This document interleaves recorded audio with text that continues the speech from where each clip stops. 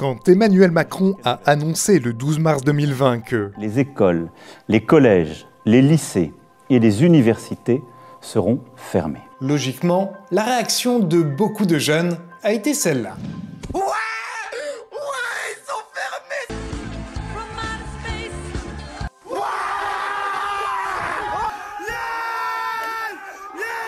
Sauf que la fin des cours n'est pas synonyme de vacances. Le système éducatif tel que nous le connaissions a été bouleversé et des millions d'élèves ont dû s'adapter en urgence à l'instruction à domicile. Les 12 millions de Français en âge d'étudier ne sont pas les seuls dans ce cas. Le 24 mars 2020, près de 80% de la population scolaire mondiale n'avait plus accès aux établissements en raison de la lutte contre l'épidémie de Covid-19. Mais cette instruction à domicile, qui est une complète nouveauté pour des millions de familles, certains la vivent depuis longtemps. Et des chercheurs en ont étudié les avantages, les inconvénients et les critères de réussite. Voici ce qu'ils peuvent apprendre à ceux qui n'ont connu que les bancs de l'école, comme moi. Et peut-être aussi comme vous.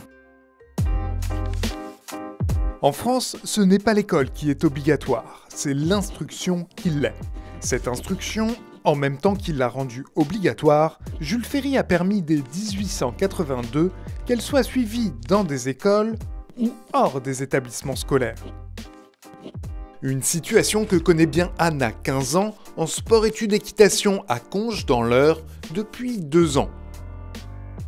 Je me suis directement organisée de façon à trier mes matières et à pas tout mélanger parce que tout mélanger, c'est clairement l'ennemi du travail quand on est tout seul. Il n'y a personne qui nous rabâche ce qu'on est censé savoir. En fait, on doit savoir faire soi-même le tri entre ce qui n'est pas très intéressant et ce qu'on doit absolument savoir. Parmi les 30 000 jeunes qui étudient à distance en France, une majorité prend des cours avec le Centre national d'enseignement à distance, le CNED. C'est le cas d'Anna. Selon elle, cela lui a permis de se focaliser sur le contenu des leçons plutôt que sur les contrôles et les interrogations. Elle affirme que sa curiosité en a aussi été décuplée. Oui, totalement. J'ai une petite passion en ce moment, c'est de chercher plein de thèmes différents. Par exemple, je cherche une année, par exemple 1972, et je vais regarder tout ce qui s'est passé pendant cette année-là. Et en fait, ça construit vraiment une culture générale et c'est toujours très intéressant de faire de la recherche par soi-même. Et c'est parfois plus intéressant que d'aller bêtement lire son cours. Bref, aux yeux d'Anna, inutile de copier à la maison des méthodes appliquées en classe. Et c'est aussi l'avis de nombreux spécialistes du sujet. En fait, ce serait assez artificiel et contre-productif de chercher à reproduire à la maison un horaire scolaire. L'horaire scolaire est pensé en fonction de groupes d'enfants, de salles de classe, d'un programme à couvrir. Dans la famille, la dynamique peut être très différente tout en atteignant les mêmes objectifs. Il serait recommandé, par exemple, de réduire la longueur des périodes d'apprentissage parce que l'intensité de l'apprentissage va être plus grande. On peut aussi profiter du fait qu'on n'est pas dans une institution pour laisser l'enfant poursuivre ses intérêts, ses projets au-delà de la période prévue. Face au confinement, le ministère de l'Éducation nationale tente de partager en urgence certaines méthodes et outils de l'instruction à distance. Par exemple en rendant accessibles des cours du CNED ou en recommandant des programmes éducatifs. Les professeurs, eux, ont été chargés d'assurer la continuité pédagogique et de tenir des cours en ligne. Sauf que le confinement pose des défis à l'instruction à domicile. Pour les familles qui la pratiquent depuis des années, les échanges avec l'extérieur sont essentiels. Les familles qui instruisent à domicile, comme on dit, sont loin d'être repliées sur leur domicile.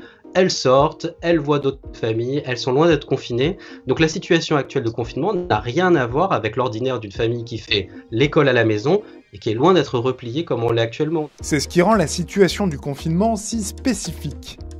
Elle entraîne la réduction des rapports sociaux et ça, il faut le limiter grâce aux outils du numérique. Peut-être que la façon d'éviter l'isolement social, ce sera par Skype, justement, par des conversations téléphoniques, par des moyens là, de communication à distance. Autre défi soulevé par l'un de nos chercheurs, celui des différences socio-culturelles. Toutes les familles ne sont pas égales devant le confinement, puisque des parents plus diplômés, plus instruits, plus familiers de l'école et de ses attendus, sont évidemment en meilleure position pour s'improviser temporairement enseignants que ne l'ont d'autres parents qui ont moins de ressources culturelles, moins de ressources scolaires. C'est un point qu'on évalue, qui est une faiblesse du système éducatif français, qui est évalué dans toutes les évaluations internationales, PISA, TIMSS. Et évidemment, ce qui nous inquiète beaucoup, c'est que ce changement brutal de modalité d'enseignement risque de les renforcer. Les enseignants au niveau local travaillent beaucoup à réduire ces fractures. Les professeurs et les conseillers principaux d'éducation sont donc chargés de contacter les élèves afin de fournir des outils et des méthodes de travail adéquates aux familles en difficulté. Faire cours de façon improvisée, pourquoi pas? Mais quand ça dure plusieurs semaines, n'y a-t-il pas un risque de décrochage? Il y a un risque de décrochage qu'on prend très au sérieux et pour ça les établissements sont en première ligne et n'ont pas attendu, dès les premiers jours, ont multiplié les contacts. Cette multiplication des contacts par téléphone, mail ou visioconférence ont pour objectif de ne pas perdre le lien avec des élèves qui cesseraient de suivre le programme durant le confinement.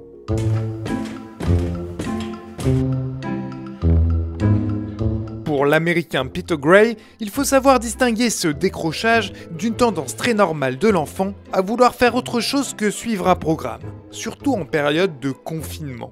Children today have relatively little opportunity to develop real hobbies and interests and passions because they're spending so much time at school and so much time at various kinds of adult-directed activities.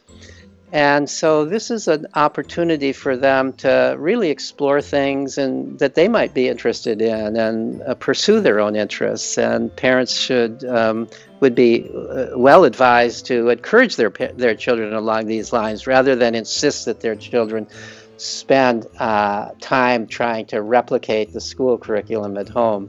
Cette idée est au cœur d'un courant d'éducation alternatif, l'unschooling. Il concerne une minorité de familles qui instruisent à domicile. The basic idea of unschooling is that the child is in charge of his or her own learning. You, as the parent, are not establishing a curriculum for the child. You're not saying you have to learn this or you have to learn that or you have to learn by a certain schedule. Cette responsabilisation peut aussi se transmettre au sein d'activités du quotidien. Moi, il me semble que la situation de confinement, c'est l'occasion ou jamais d'enseigner à nos enfants des choses qui ne sont pas à proprement parler scolaires, mais qui vont leur servir plus tard. Par exemple, quand vous faites une recette de cuisine avec un enfant, vous lui apprenez à planifier, vous lui apprenez les quantités, vous lui apprenez les règles de droit, vous lui apprenez beaucoup plus de choses qui lui paraissent a priori. Et donc, toutes ces choses que vous pouvez leur montrer, qui sont, on va dire, domestiques, de la vie quotidienne, finalement, c'est aussi des apprentissages qui pourront leur servir plus tard. Et donc, c'est pas perdu, il faut qu'on profite de ces moments-là avec eux. Assouplir les horaires, favoriser la sociabilisation, développer des centres d'intérêt en dehors des cours, ces bonnes pratiques permettent de continuer l'instruction en période de confinement. Mais cela peut aussi s'appliquer à tout le monde, comme à des adultes en situation de télétravail, comme par exemple moi en fait, et peut-être vous.